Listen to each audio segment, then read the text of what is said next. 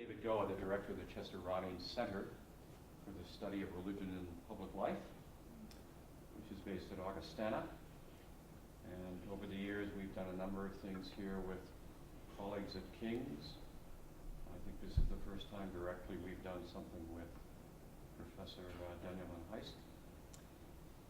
I met Betty Spackman. My oh my. Dallas, Texas. It was Dallas, Texas. What a place to meet somebody. Yeah, I was at a major conference in Dallas, Texas, where a group of artists who claimed to be Christian, that was right? It was a SIVA conference. Artists that claimed to be Christian meet together in Dallas, Texas. Yeah. And that's where we met, yes. Yeah. That's quite some time ago. Yeah. Betty's work has interested me. She did a remarkable book on Christian kitsch. She lectured about that last night. And this evening, she is going to reflect with us and invite us to a conversation around an installation that she did 4 years ago already, called Found Wanting. And I had the pleasure of being at that exhibition, which was at the Reach Gallery in Abbotsford, and participated in a little panel discussion there. Now, when Betty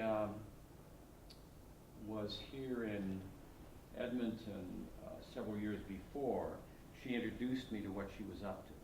She talked about collecting bones, roadkill, bones from her family's farm, ranch down by Calgary, the bones and carcasses of all of these animals that people our world. And I must admit, I thought this was a curious thing to be doing. What the? And wondered what this would lead to. When I went to the Reach Gallery the day before the opening and walked into it, I must say I was, it's not saying too much to say that my breath was taken away. I do a little bit of work on Eastern Orthodox Christianity. I've spent time in monasteries. When you go to a monastery in Greece, for example, when you knock at the door, they will open the door, usually being Greek, won't say anything to you, grunt in Greek. And then they will lead you, before they speak, they will lead you to the church, and they will gesture towards where the bones are. That is where the relics of the saints are. Because the assumption is that everyone who comes to a monastery is a pilgrim. And even if you don't know you're a pilgrim, they know you're a pilgrim. So they gesture to where the bones are, and they invite you to spend some time, to bend your knee, to pray thanksgiving in the presence of embodied grace. There are church fathers and spiritual mothers who have pointed out that our earth is a reliquary. We walk everywhere on the bones that have been part of God's gentle creation. So in the Found Wanting exhibition, as I walked in there, my first impulse was to make the sign of the cross and to prostrate. I was astonished at this response. that I add to it. It is an exhibition which invites you to contemplate the beauty of the skeletal structure of animals, birds, various kinds, and is also provocative in a variety of ways. But mostly, it leaves or left me, and I think many who were there, with an enlivened sense of just how deeply related we are and how deeply indebted we are to this dimension of God's creation, the world of animals and birds. So I'm grateful for that experience and for what you invited us to attend to and to become more sensitive to in that work. So I'm delighted you're here and that you can talk tonight. Thank you. Welcome. That's very generous. Thank you.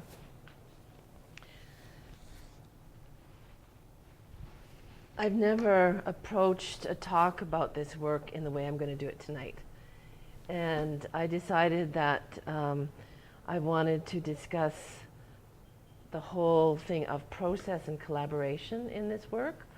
So all the other discussion and the images and so on, we'll get to most everything. But last night when we had our discussion about kitsch, we kind of came to a kernel talking about encountering the arts in the way that you would encounter the other in a human being, with a sense of openness and hospitality. And tonight I want to talk about how important as an artist and as the work, the sense of being hospitable and creating community through the project became for me. And I see the process and what happened in the 5 years that it took to make this work just as important as the product at the end of it. So I was astounded at the responses that happened, and I was, it's so moving to hear that, because you never know as an artist what's going to happen, right? And I had an experience that I hadn't planned to share with you, but I went, before the wall came down in Germany, I went to East Berlin and went to the Katie Kollwitz gallery with a Dutch friend, and she wasn't an artist, but we went through, and I don't like to go through museums with people, right? I like to go on my own. So we went different paces. This very moving work, the artist doing images of her experience during the war and the death of her sons and so on. And so I was slower than my friend, and when I came out the back door, my friend was sitting at the back door smoking and weeping, because it had moved her so much. She related it to it so much. And at the time, I remember thinking, oh, if I could ever make work that would bring people to a place of tears, right? I thought that was just incredible, because her work is so astounding. I didn't anticipate at all what would happen in this, and it's not because I'm a great artist, it's because of the nature of the material and what happened in the process. But at my opening and all through the exhibition, many people were weeping and many people were laughing. So it was sort of a gift back from God, and say, well, here you go, here's something. And it doesn't mean that I'm saying, okay, it was successful, but for me that was somehow a gift in the midst, that somebody could have an experience that was beyond what I could have given them, right? So, are we up and running here? Okay. So just in general, this was a 3,000 square foot installation, and it included video, sound, and objects, and I'll show you the images. The subtitle is a multimedia installation regarding grief and gratitude. And there is a tendency to ask, a lot of people ask, well, what was the artist's intention? But that isn't always where something starts, right? People tend to think, okay, they had a great idea, they made it, and they showed it, and they sold it, right? Although Found Wanting ended up being about many issues, including sustainability and our relationship to animals, It was not planned. It was not a protest or meant as propaganda for animal rights or a predetermined Christian message.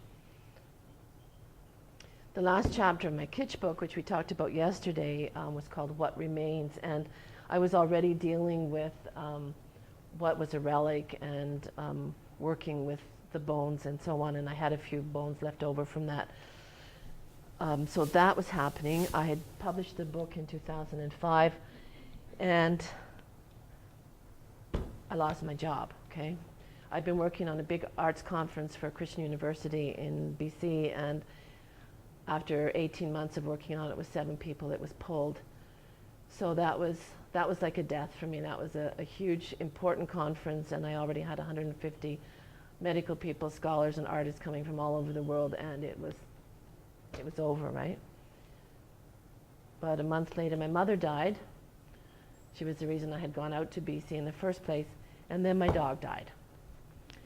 So I'm standing in BC without any of the reasons that I went there. My mother was gone. I'd gone out to help her, and my job was gone, and my dog even was gone. So I had a little bit of grieving to deal with. I had been looking for studio space for a year before this happened, hadn't found one. The week that I lost the job and things happened, I found this barn. And I keep telling people, artists need space almost more, and I think more than they need money. You need space. And I was so excited to find this barn, and he wanted $1,000 for it, and I said, there's no way I can afford $1,000, and I talked him down to $650. And very sweet man who really couldn't understand what a woman artist would want with this big space that he had, right? And when I was first getting ready in there and setting up my space, he came in, he knocked at the door one day, and he said, Betty, I heard hammering, but there's no man here. So I said, no, Fred, there's no man here, and I started to explain kind of what I was doing. Well, I had some bones left over from my kitsch experiments, and just because I collect objects all the time. I also had a bunch of black felt that I had left over from my thesis exhibition for my master's degree that I'd schlepped across Canada with me because it had been a gift, and it's such an expensive thing to buy, and I had a lot of felt. So when you have no money and you have nothing else, you work with what you've got. So I started to experiment with the bones that I had and just be in this space because making work was a way to deal with life at the time anyway. And I made some initial relic boxes, a lot of them with lace, and I sold some, and then people got excited about them and started to bring me bones, right?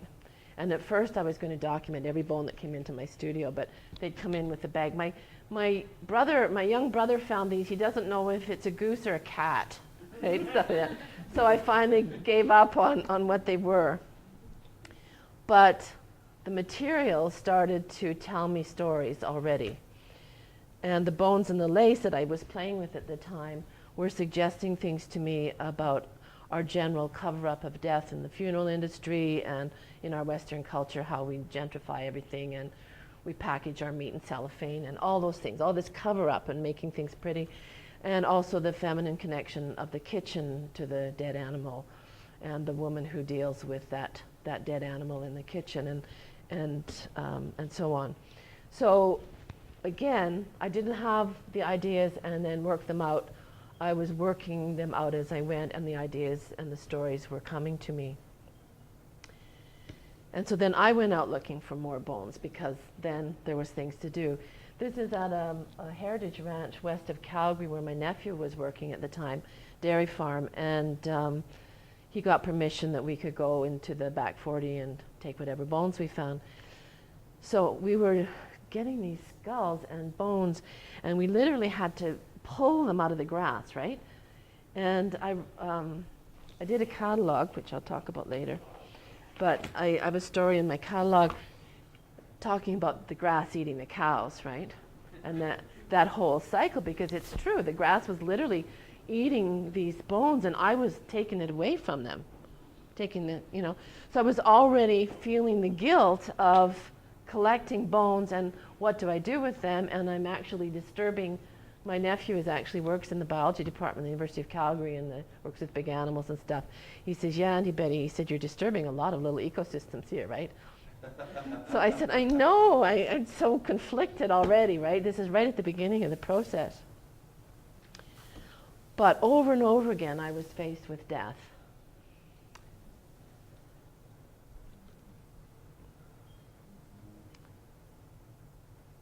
These are flies doing their cleanup job on my niece's ranch. So I had these skulls, and I was at my brother's in High River cleaning these initial skulls that we had dug up, and realizing that 20 minutes down the road was Cargill, which slaughters 5,000 animals a day. And my 5 or 10 skulls, which were for me overwhelming, were nothing, right, in comparison. And I started to consider those issues, right? How we're not connected at all to those 5,000 cattle a day that are killed. We don't think about it. And I returned to my studio, and out of an impulse inside, I just wrote on my wall in chalk, worthy. It was just from my gut, I just wrote worthy. And at that moment, I was kind of determining the attitude of the show. I still didn't have the concepts together or anything, but I was feeling an attitude.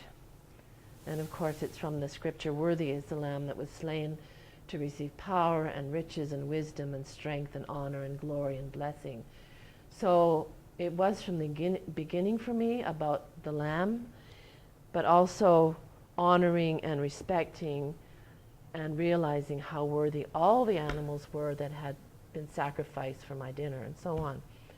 And then, I mean, these are the little, I could tell you a million of them, the little intersections that I think came from God. My landlord arrived with 2 or 3 sheep and put them out behind the space. This is in the middle of Langley, so it's a city property, but he had a couple of acres back there. So he slaughters a sheep every year from his tradition, and he brought in these sheep. So I've just written worthy on my wall, and in come the sheep, right?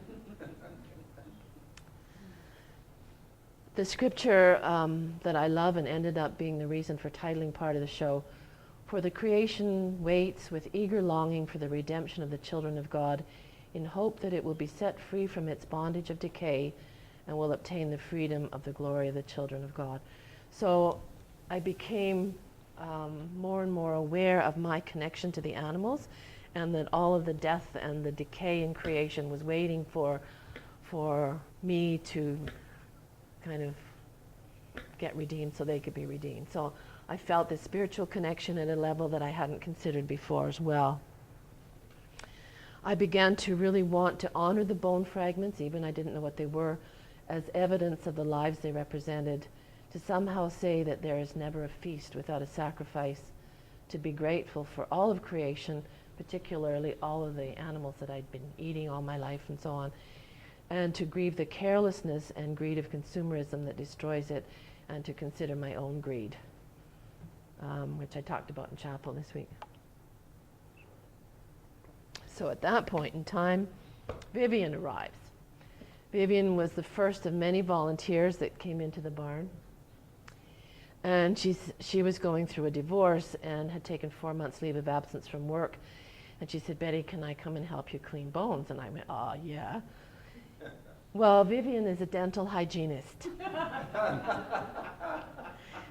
So this was, again, one of those wonderful moments in the process, because this was the whole essence of the work.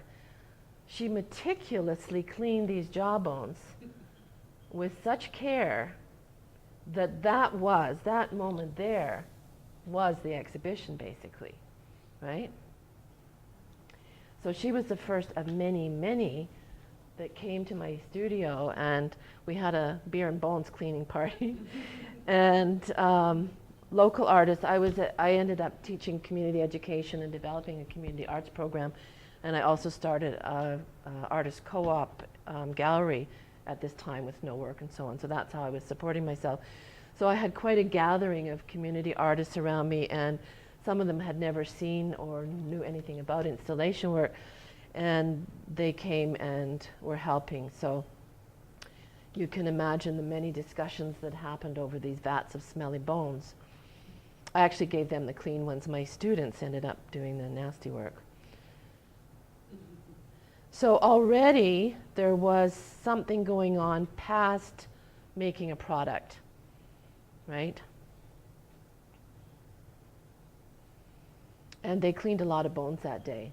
Beer and burgers and bone cleaning, it just worked really well.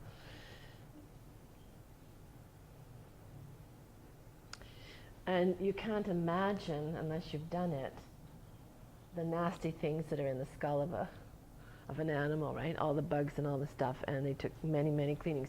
And I hadn't learned yet. I tried to bleach the first ones, and of course the bleach destroys the calcium and ruins the bone. So I had to actually rot them in water, and then I could use hydrogen peroxide to disinfect them at the end, but it's a whole process, right? And the bugs, I forget what they're called, the beetles that eat the stuff, they'll only eat kind of good flesh. They won't go into something that's as bad as some of these were. So my studio became a gathering place for artists to get to know one another and to talk about work and to discuss issues that were already there about life and death and so on. And I ended up, this is 5 years, remember, 5 years of cleaning bones with beautiful gems like this, little fragments that normally would just be walked over top of, right? And then I had students from Trinity Western University that did practicum, so they would get a credit for coming and working as an assistant in my studio for 6 months. This was Chris, and again, I had no idea, but Fred, my landlord, who was kind of wondering what the heck's going on, but he liked me, he said, bone, he said, you know, Betty, there's 23 sheep buried in the back. Help yourself. And I was wanting at that point, because I had already started to build the relic boxes that you'll see, and I had a cradle that I wanted to put a full sheep skeleton in. And so Chris was digging up all the bones that we could, and we had to find the right bones to actually recreate a full skeleton. So again, a long process between what was in the ground and what ended up. This is Alex and Hillary. Hillary became my main assistant, but look at them. It was not nice work, right? And yet they were so excited to be involved. And this is Hillary outside doing sort of the different stages of cleaning. Somebody gave me a brown bear that was in a box in their basement and was kind of ripped and rotten and dirty, and she shampooed him and cleaned him up, and then I mended him and loved him, and he got used. You'll see him later in the show. So there's the cradle that I had.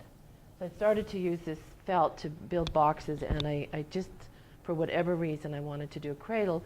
The cradle, the boat, the coffin had been themes in my work for years, and it came up again here. And you'll see it later as well, but this was what we laid the sheep in. So people that were already coming before anything was there, and the bones in the cradle were already bringing some people to tears because of the associations they were making in their own lives. So I was amazed by this and how much strength and power there was in this stuff, right? And I continued my research. This woman was on the panel with David, and her husband was one of my community art students, and she was the pathologist at the Abbotsford Agricultural Center and was an expert on birds, on chickens mainly. And there had been a big avian flu through the Fraser Valley, and the government had gone in and just killed every chicken in sight, whether they were healthy or not healthy. And I mean, steam comes out of her ears when she talks about it, because it was such a bad way to deal with that. So she showed me around the facilities there, and I was already starting to think about making some kind of a room or a space that had to do with the laboratory or whatever. And we started to make, which you'll see in a little while, a piece of the installation called the Cantina. And this is Hillary painting it. And these are a couple of the guys working on it. So I want to interject here about money, and we can talk about it or not talk about it, but I always get the question, so I'm going to answer it now. I didn't have any money, and I didn't have a job except for these part-time jobs. I had to give up my apartment in order to pay my studio rent because I didn't care about having a house, but I cared about having a studio. I ended up living with a friend, and I ended up living at Vivian's house for a while. I received a $1,200 grant from the Langley Arts Council, but that was the only official money that I got. And it was about $20,000 a year to produce this show for 5 years. And God provided for that, but there were sacrifices, right? But again, part of the process, the lack of funds were sometimes really important because I was making certain decisions, and there was a couple of things I wanted to do.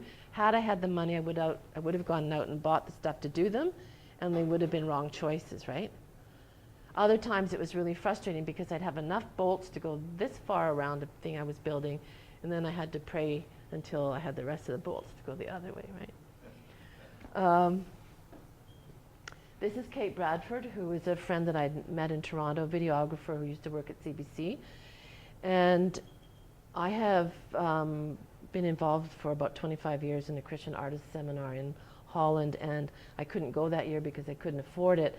So I said to Kate, would you do a little video clip? This is your cue. A little video clip that I could send to them and show them why I can't come and the work that I'm doing. So she came, and this is a video that's on Vimeo, and did this little piece for me that ended up kind of being promo for the shows that were coming up, and then got so excited about the exhibition that she ended up documenting the whole thing for months and years. So yes, I look terrible in this because my student gave me a bad haircut and I've got my studio hat on, but it gives a kind of an introduction to the whole thing. So you just... Oh, shoot. Okay.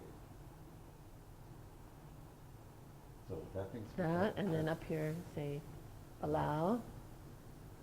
Oh, there we go. We're good. Hear the sound of it? It comes. Oh, no, it should be there. Oh, no. Maybe it's coming. The sheep was supposed to be Yeah. at the beginning. Yeah, we need sound. Okay, we need to find the computer's sound button. Hang on, I'll do it. Sorry, guys. Technical glitch. See, looking good, Betty.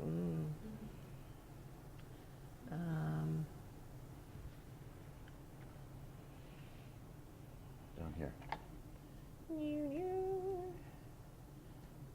Okay, and we'll try again.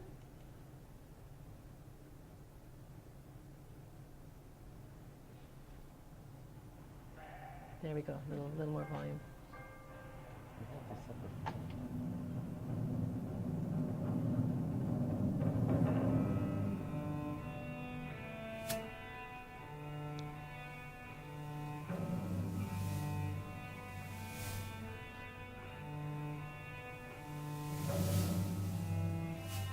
My name is Spackman. I'm an installation artist and a painter, and this is a very brief introduction to my current work, Found Wanting, which I've subtitled A Multimedia Installation Regarding Grief and Gratitude. I'm about 6 weeks away from installing the show at the Penticton Art Gallery in Penticton, British Columbia, Canada. The main material in this work is animal bones, mostly domestic animals that we don't think about as animals when we eat them as meat. And one of the main intents of the show is to reconnect with the animals and to consider the fact that there is never a feast without a sacrifice.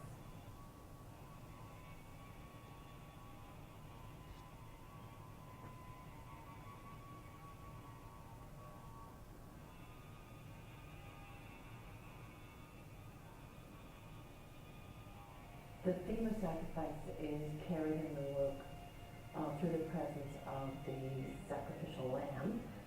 There is a sheep skeleton in a large felt cradle in one of the rooms. There are shoot ashes beside a furnace that references the Holocaust furnaces. There is also a video of a sheep being slaughtered, and all of the felt boxes that the bones are in the waiting rooms of the installation are made out of sheep's wool, which is felt. The relic boxes were made a while ago, and I just pulled them out to make sure that I arranged them properly in the space that I'm going to. And many of these bones I don't know the course of, and at the beginning I was going to document each bone, but I don't know where they're all coming from, and I don't even know what they all are.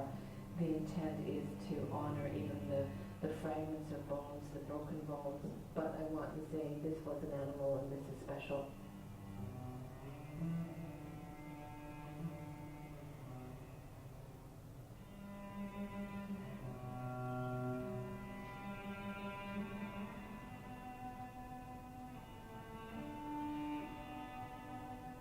This is a floor plan of the Penticton Gallery, which is the first space that the installation will be shown. It's 3,000 square feet, and at this end are the two waiting rooms, in between the boneyard, and at the end the cantina. It's a cross between the marketplace, the domestic house, the laboratory, the hospital. And the really simple idea behind it is just to reconnect between ourselves as human beings and animals that we use in our everyday lives.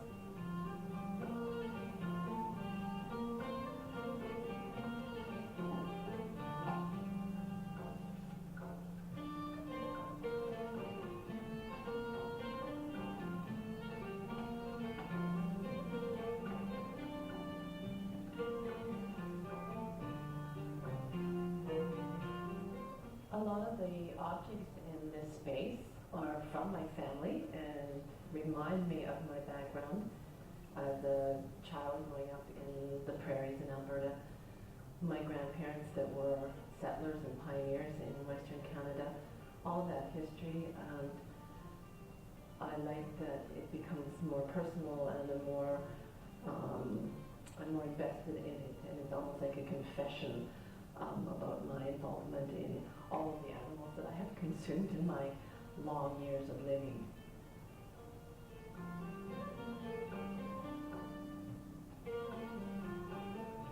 So I'm caught as a generation between survival through living off the land, eat or be eaten, and the contemporary world that is so conscious of our environmental destroyed ecosystems.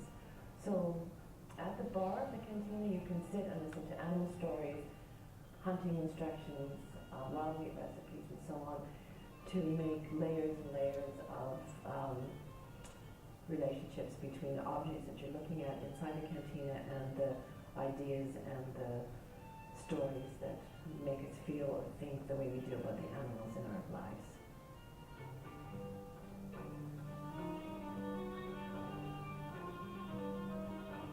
I'm hoping that when people come to participate, not just look, but participate in the exhibition, that it stirs memories, it creates questions, dialogues. I'm not giving answers, I'm not protesting killing animals. I would like to think I'm protesting cruelty and greed and consumerism that's careless, but I want to just present the things that I'm looking at and questioning, and hope that it meets the questions and the concerns of other people.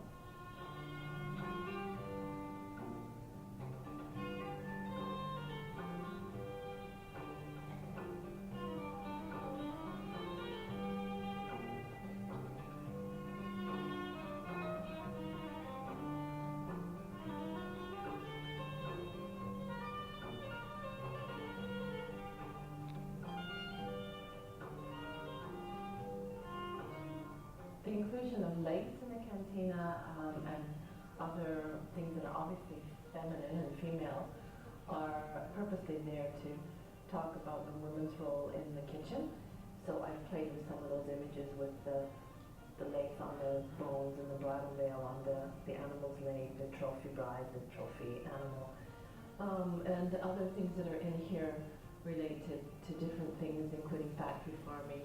I've filled this bird cage with eggs because there is so much controversy and reform that's needed around how chickens and other poultry are handled and slaughtered and raised in battery cages and horrible living conditions and horrible dying conditions and so on.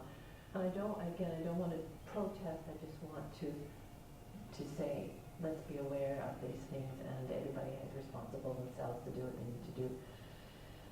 I don't know if anybody will change their behavior. I still haven't really changed my behavior. I'm more conscious of what I buy and where it comes from. I didn't know the things that I know about factory farming. I wish I didn't know them in a way. It's one of the reasons that I've done the slaughtering of the sheep video, and I know it's really difficult to look at. But this is one sheep being killed by a farmer for his family, and in the slaughterhouses in North America especially, thousands upon thousands of animals are killed every day, and we don't recognize it because we get our chickens and our slices of meat in nice packages with cellophane wrap, and so I don't know. I'm trying to change my behavior and try to find how I can be more responsible as a consumer. Those issues are there. They didn't come at the beginning of my process, though. It came out of just my own grieving and sense of connection with these fragments of bones that I happen to have in my possession.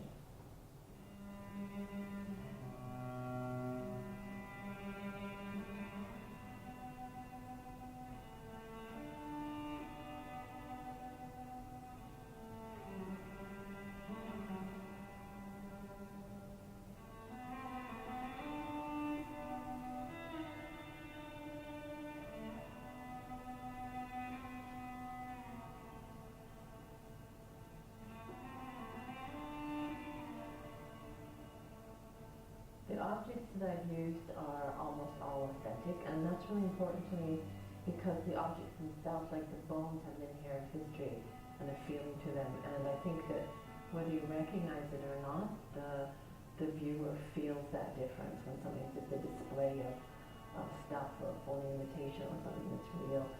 And I've gone to so much work cleaning these real bones. I really wanted the rest of the objects to be authentic. So a lot of them, like I say, have been collected from my own family. This was my father's hunting knife that he used for hunting and fishing, and many of the objects that are in the show have personal history, or at least an age that puts them in the proximity of my growing up.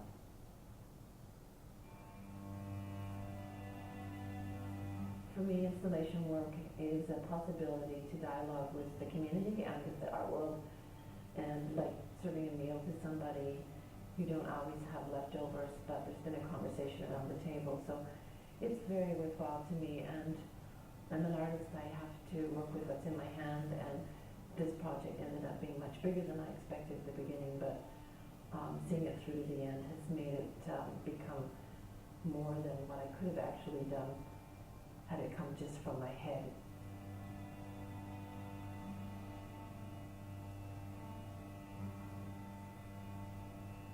The lamb, for me as a Christian, is really significant because I believe that the sacrifice of the Lamb of God is the hope of the world for redemption. And for me, that means that there's hope inside all of these images of death that I've created. So this show, although it's about grief, it's also about gratitude, hope that there is more to this life and to this world than destruction and greed and demolition of the land, that there is something more to look forward to, but also just the possibility to choose life and to choose love.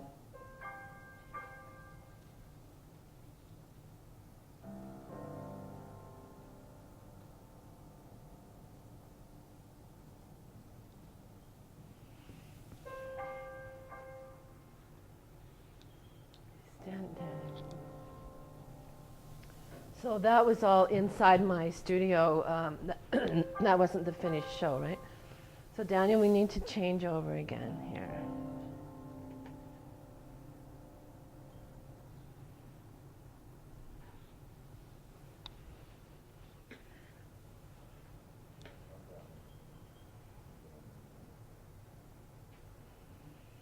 Thank you, tech guy.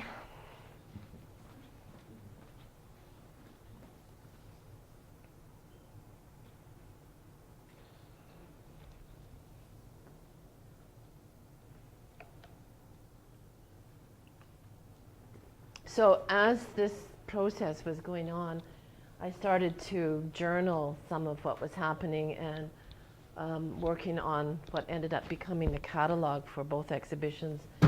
And this became very important because a lot of people, unless, I mean, you guys are from Alberta, so it's a rural kind of situation, but in the city, people aren't used to walking into a room full of bones, right? It's a bit overwhelming, the images are overwhelming, and there are so many layers of issues involved that it became important for them to read something that gave them a handle.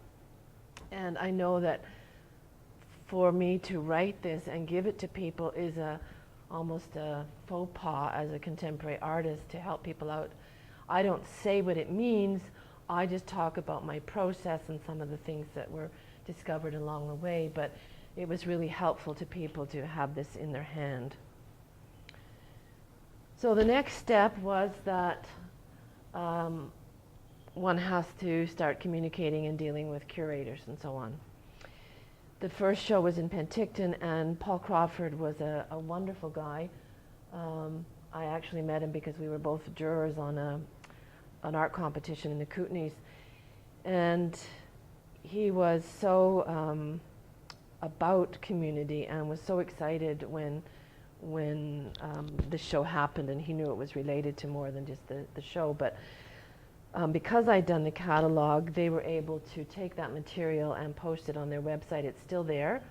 So if you go to the Penticton Art Gallery and look for me, you'll find some of the things that are in the catalog and descriptions of the various parts of the show. The second time it was shown was at the Reach Gallery where David came to speak.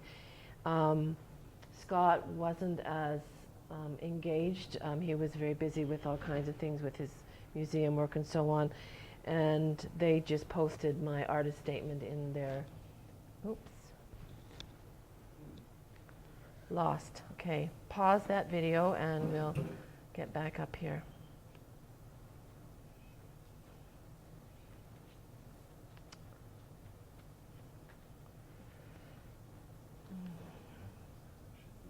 It's my computer. It just shut down for some reason. Everybody fine? Okay. All right, where did we go?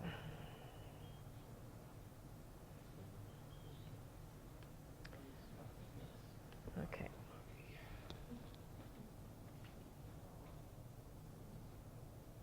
It might take a minute to get all back up. Okay. So the Reach Gallery just put my artist statement up. So again, every encounter with every gallery is also like a big deal, right? You're negotiating how the show's going in, what kind of promotion is going to happen, and so on. One of the things that I did that ended up being fun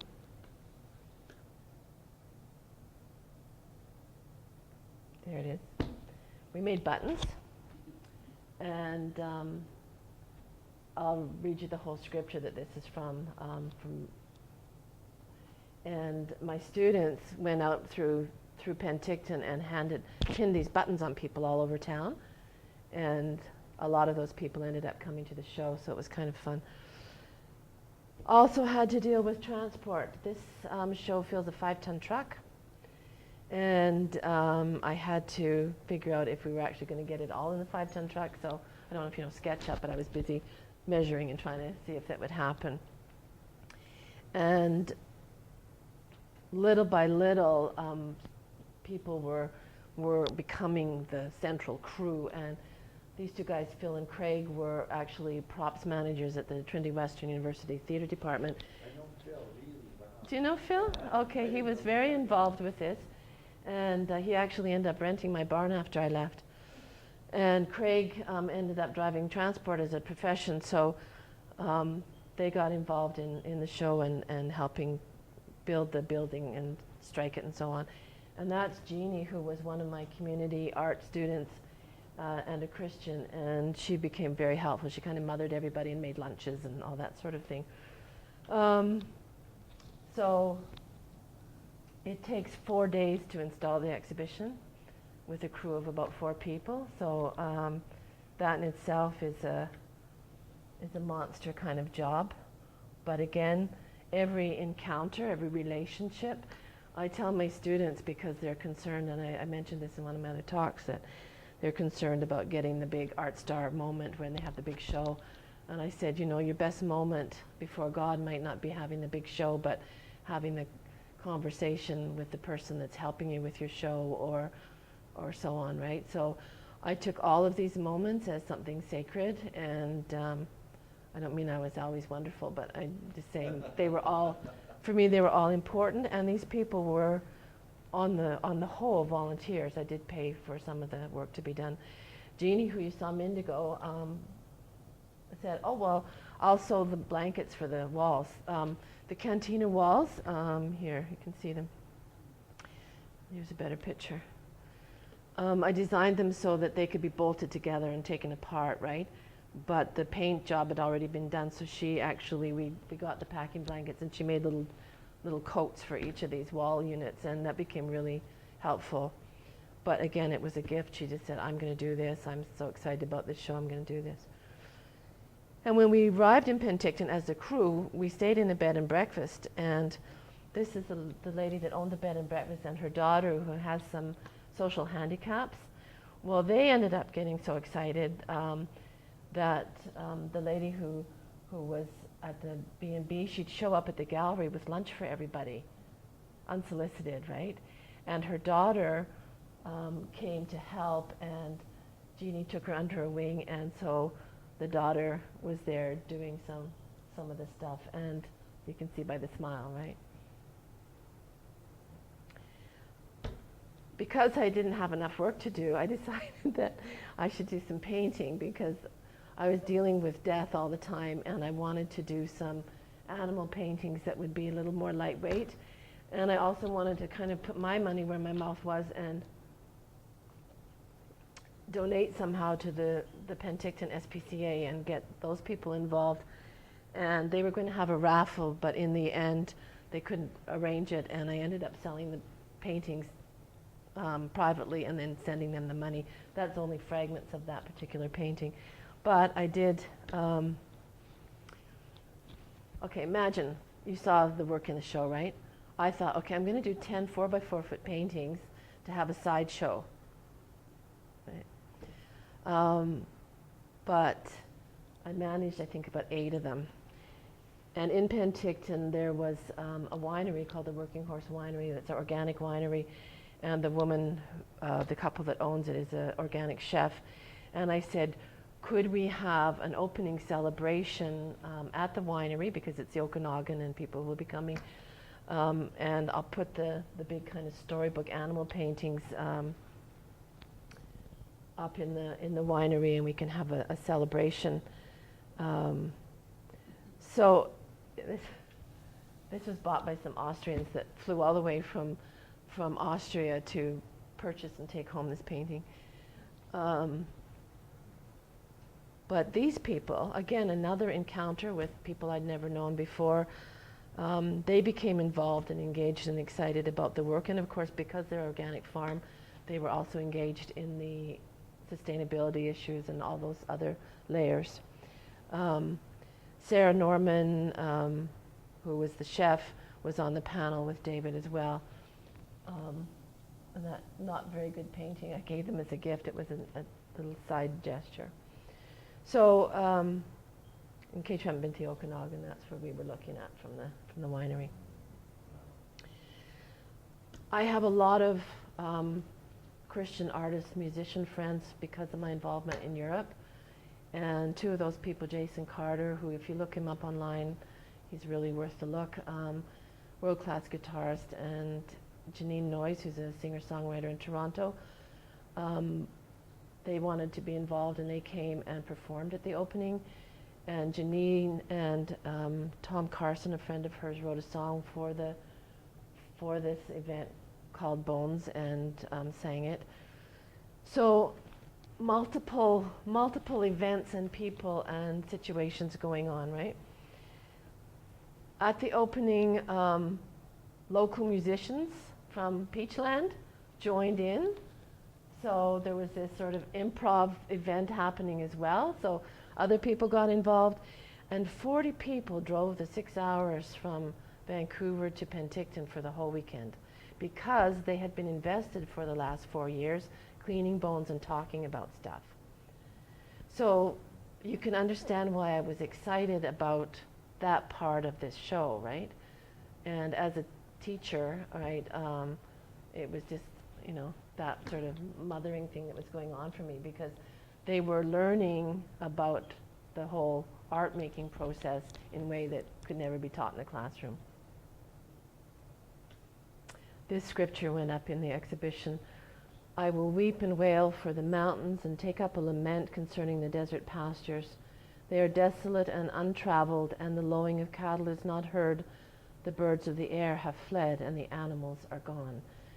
So I knew that this work was a lament, and another two very special musician friends of mine, Jean-Pierre Rudolph from France and Torsten Harder from Germany, who were great friends from Christian artists in Europe, I said, can you guys compose a piece of music, that will be a cross between a lament and a lullaby?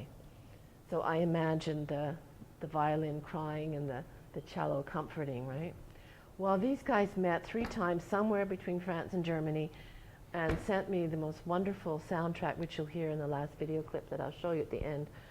An absolute gift, and they hadn't seen the show. I told them what it was about, but again, I believe it was a gift from God. And the music was really important, again, because people are walking into these rooms filled with bones, and, you know, and I felt that the music was just kind of embracing people, right?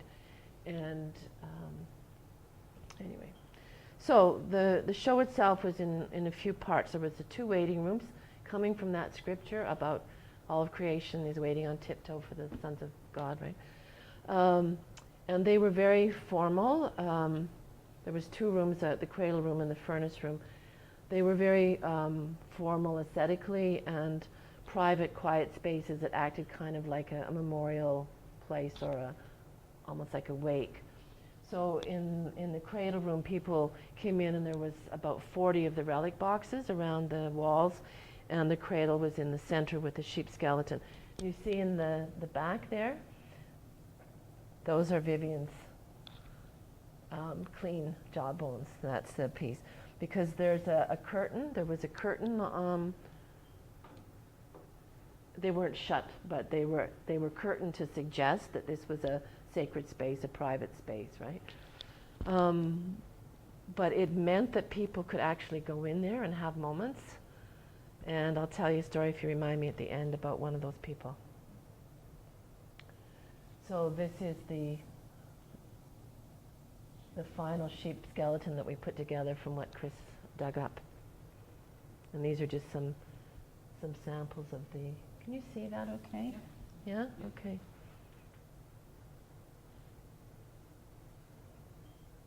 That's a dolphin skull. I found it in a second-hand store in Fort Langley.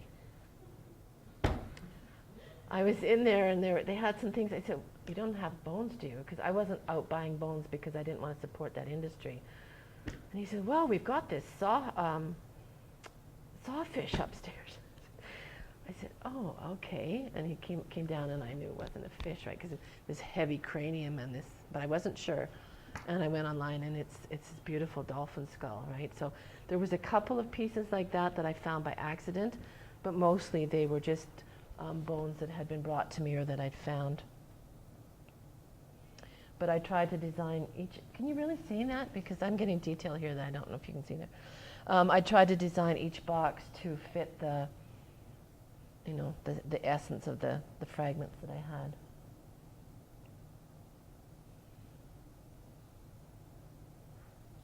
This is all the black felt, some of it with layers of black gesso that made it turn into something that felt like leather.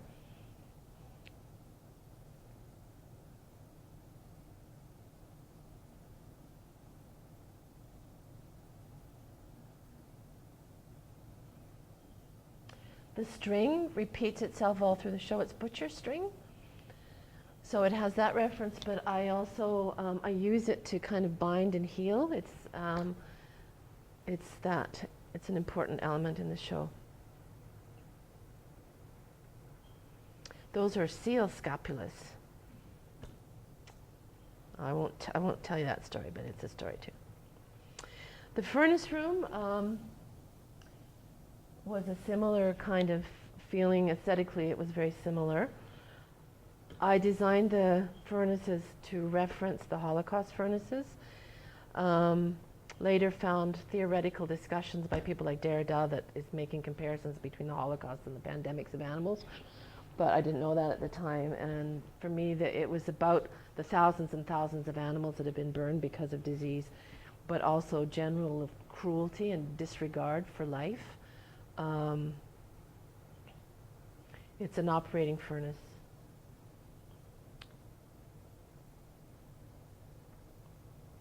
It's also about purification and cleansing and refining and judgment as well. And the furnace comes up over and over again. You'll see other images that I'll show you that deal with fire and furnace. Was this furnace custom built? My cousin welded it for me out of some old water tanks. I gave him the design and he put it together for me. Beside it is some sheared wool and a sheepskin. And the sheared wool, of course, also relating to things like the Holocaust, where there's humiliation, and the scripture in Isaiah that he was led as a lamb to the slaughter and as a sheep before his shearers is silent.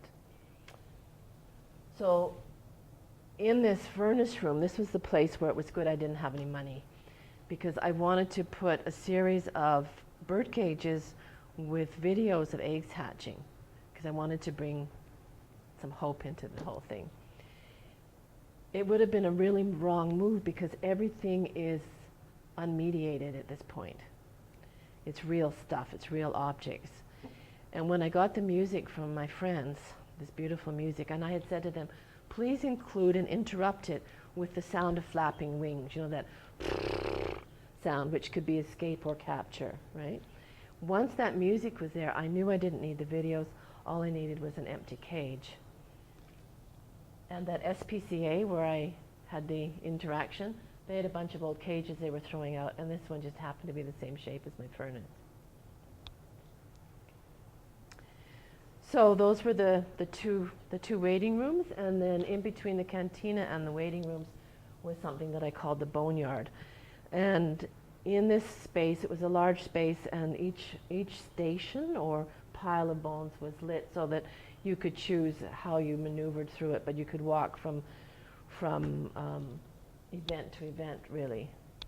And I was trying to, I could have gone on forever, but I couldn't go on any longer, right? But I did about 9 of these, and they relate to interactions between culture and animals. So this is just about the dairy business and so on. These are all bones from dairy cows, leg bones from dairy cows. These are pelvis bones from dairy cows in a big felt bag. Again, here's a furnace fireplace screen. This is another fireplace screen, and these are layers of steer skulls and tailbones from steer. This was just a floor piece, but you get an idea here. All of the cartilage in between the spine had to be removed, and it's been replaced with black felt, right? So these were actually quite beautiful when they were done, but imagine the work.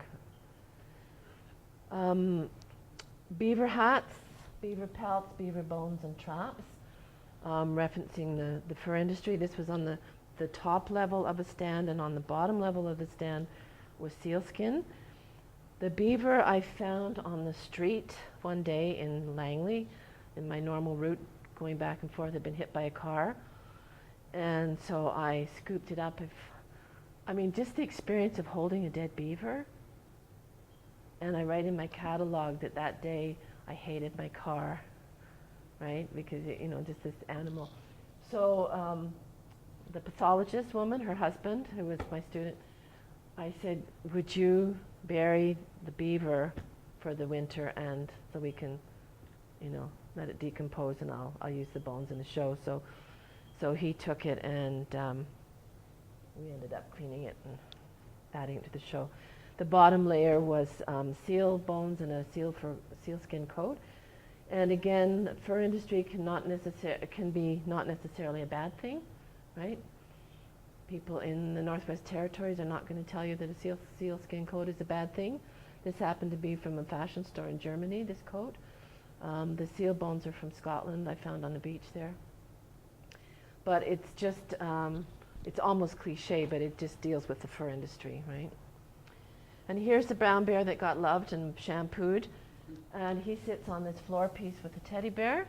So here I think of nature and culture confronting one another, and also all the storytelling and the I can never say the word anthropomorphizing that we do about animals in our storytelling and so on. And children loved this piece. They would circle around it and look at it. And those are fireplace shovels that look like sandbox shovels, right? But, this piece was, these are all taxidermy, of taxidermy mold and animals on the top. So this one for me was referencing hunting and diversity and extinction issues. It's the top shelf. The bottom shelf was plastic animals that were at child level, and I expected kids to take them, and they did. And so I'd replace some more and so on. And every so often I'd find an animal in the cantina somewhere that they and then this stand was about belief systems, and on the top is a picture of Darwin, The Origin of the Species book, and wishbones, collarbones from birds, because the finch and the birds in Darwin's research were very important.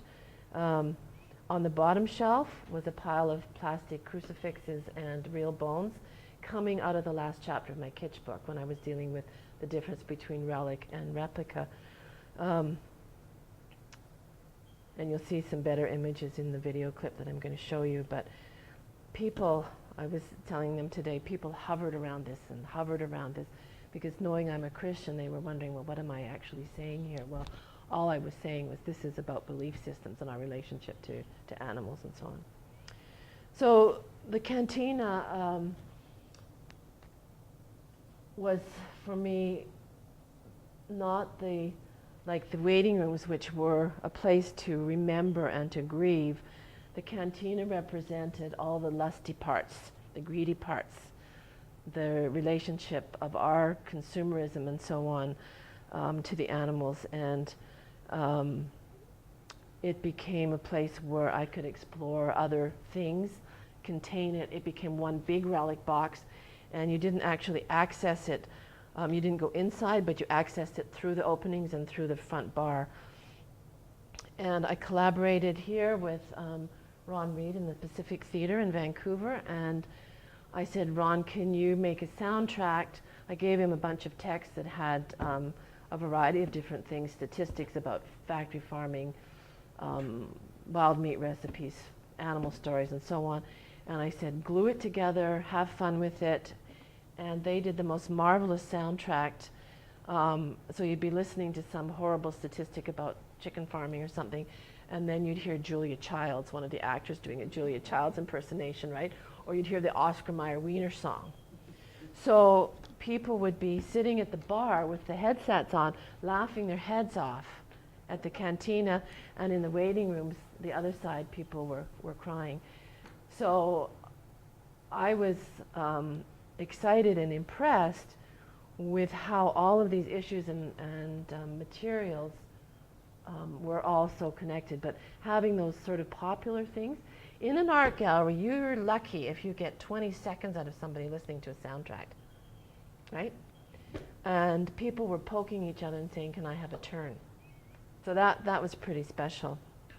The wheelchair was there as a possibility of access for somebody that needed it, or or it was a low level where children could stand, but it also related to the content of the room, which included hospital and so on. So those are just some of the music that they used for the soundtrack. It's great, and I'm sorry I don't have some to play for you tonight. The technology for the cantina, Kate not only was a videographer, but she worked as my technical assistant. So all the sound system was under the bar in a cupboard, and we had to set that, and we had to set the video. So all of that had to be negotiated with the gallery, and we basically made everything work ourselves, because you can't depend on the gallery people to make it happen. So Kate was a great help for me in that. I would do things like this in the cantina, where this is the yearling. I don't know if you know this story. It's about a young boy who has to shoot a deer, and it's a very well-known story, and that's a deer skull sitting on top of it. So I would juxtapose things like that, and you saw this in the clip. It actually ended up being painted white, but there was these references to the Wild West farm stories, hunting stories, cowboys and Indians, right? The guns and the killing and the survival stories that I grew up with. And this is my mother and father in their Sunday best going hunting birds. So, I mean, I grew up eating Bambi as he was hung on the wall around the table in my relatives' homes. So I came from that. I'm actually the only member of my family that hasn't killed an animal and gutted it in the woods somewhere, right? And then I'll just show you some of the objects you've already seen in the video. We'll just go through some of this. And again, people bring their own to the work. They always bring their own stories to the work. So although they were making connections through the soundtrack to the things they were seeing in the cantina, they were also coming with their own stories. So in discussions that happened afterwards, people were coughing up all kinds of memories and stories. So it was triggering things for a lot of people in a lot of different ways.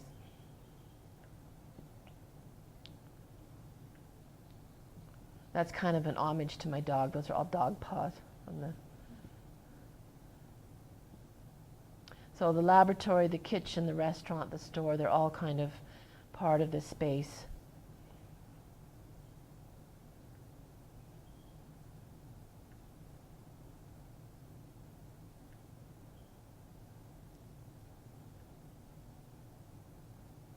And you can imagine, if you were part of cleaning all these bones, how exciting it was to come and see them all in place, right? That's little mouse skeletons. And I would do things like this, put the animal jaw bones and the people teeth together, right? There are, let's see if we get to them here. Just a sec. There's a lot of scales in the cantina, maybe 6 scales in the cantina. And these refer to the reference in Daniel that the title is taken from. And that is, the story of the king has taken the sacred vessels and is drinking wine with his concubines and making the sacred into the profane. So the writing on the wall says you've been weighed in the balances and have been found wanting. So that's my covert reference to the title. The found wanting title also is about just destroying our ecosystem, and therefore we have nothing left, right? But the scales, I mean, everything in the show is deliberate, but those were particularly deliberate. The measuring and the valuing of what we have. These are girdles and body braces, so for me they reference eating disorders and all our issues with fat and so on from consuming things. That's a laboratory coat and my father's hunting jacket side by side.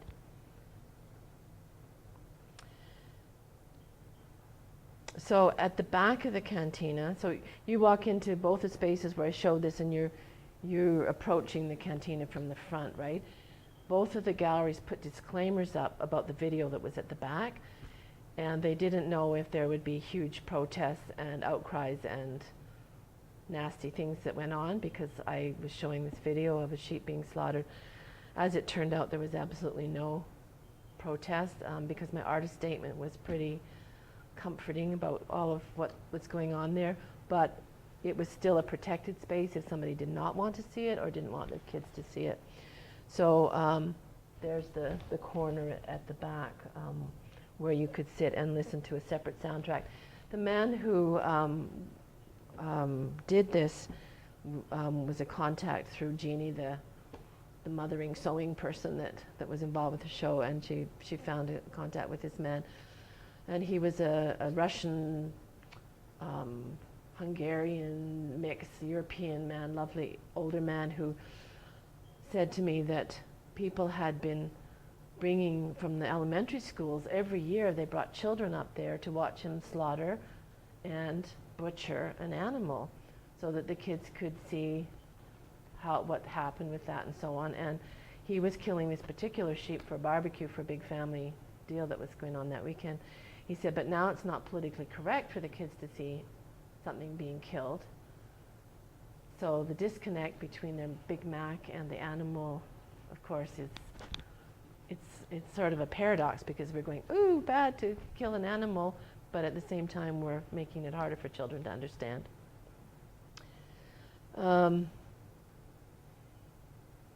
So he was great because he was just very matter of fact. He said, and he's opening up and said, and this is the gallbladder, and this is the whatever. No drama or histrionics or anything. He just, as though he was demonstrating to little kids, right? I placed this very old cardboard taxidermy bear just over to the side of where the video was, because it was for me a gesture of grieving over this act of death, and but not just the death of the animal, but the death of our connection to the animal.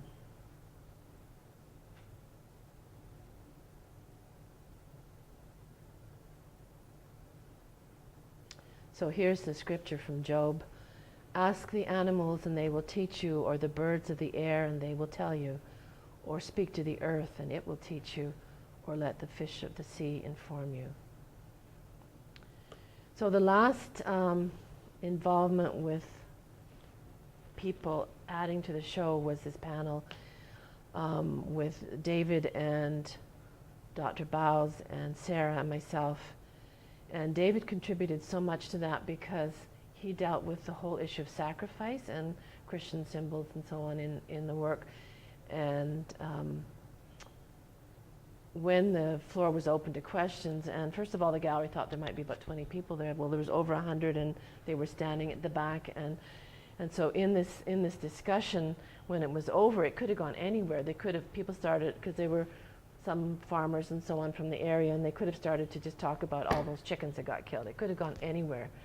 The first hand that went up was in response to something David said, and he had used the phrase turning your sacrifice into the sacred. And this young woman put her hand up and she said, how do you turn your sacrifice into the sacred? And David said something profound to her, and I tried to address it, and then it was left. And later on, this is the story I wanted to tell you about, the cradle. Later on, I saw her, the first time I saw her, I'd gone in to measure the show because I was supposed to send some of it to Toronto. And she said, oh, Betty, I didn't realize she worked as a docent in the gallery. She says, we have family craft day or something going on in the gallery, and they're all making relic boxes because it was Easter time, like your bone boxes, but they're using Easter eggs and so on. Would you come and talk to them? So I said, sure, and I went in, and so she ended up doing most of the talking, and she said how the show had affected her, and their whole family was buying food differently and all of that. So I went, wow, I said, you've done better than I have. So we left that, and I answered some questions from the kids and so on. And then when the show came down, a new show went up, and it was by Betty Goodwin. And so I went to the opening, and that same young woman was there. And so when I saw her, I recognized her. I said, you're the woman that asked David that question. And she said, yes. And I said, can you share more about that? And she said, well, I thought when the shows went up, because the other artist that was in the gallery at the time was Diana Thornycroft, who's an artist from Winnipeg who does kind of provocative work. And this young woman had studied with Diana, and she thought, oh, I was so excited that she was coming. She said, but then I saw your show, and she said, I spent hours and hours and hours and hours in your show. And she said, after David had spoken about this issue of changing your sacrifice into the sacred, she said, I went home and I cried all night. And I said, why? What happened? She said, my baby died, and its cradle is in my house, and I haven't known what to do with it. And she said, I spent hours in the cradle room, and she said, I found healing and closure, and thank you very much. So for me, that was worth 5 years of work for that to have happened for her. And it was because of what David had opened up that she was able to open up. So thank you for that. I think he's sleeping. In the end, so therefore, the show wasn't just about Betty, but it was about shared work, a conversation between many different people from different sectors of the community, not with a sense of ownership on my part, but a big sense of responsibility. It was a feast, and I just got to host it. The arts can be not only as a collaboration, but even also with solo work, places of invitation, like we talked about last night, to other artists and to our audience, and of hospitality, to share ideas, to learn about and from one another, to make friends and create community, and to celebrate life, even through expressions of pain. So that's the direction I wanted to share tonight, not just sort of about the work, but what was happening through the process of the work, because that became really exciting to me and is still really important to me. So there's just the last thing is a little video clip that Kate did, a little tour of the actual installation. The other clip was in my studio, and the music that you'll hear in this clip, it's on this, it's okay. The music that you hear in this clip is part of the soundtrack from these guys. Shall we turn the microphone? Yeah, yeah, thanks.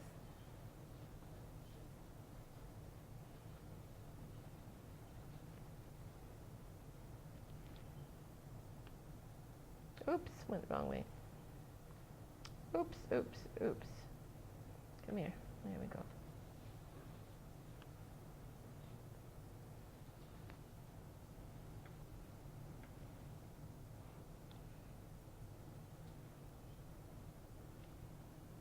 I don't know how to make it bigger, so we'll just have to leave it like that.